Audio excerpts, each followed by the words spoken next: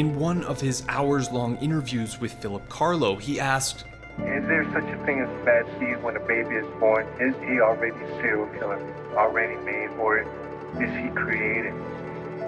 It's difficult to say for sure, but Richard did believe environmental factors played a role. He explained it to Inside Edition reporters in 1993.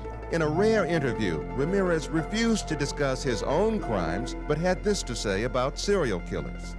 A serial killer comes about by circumstances and like a recipe: poverty, drugs, child abuse.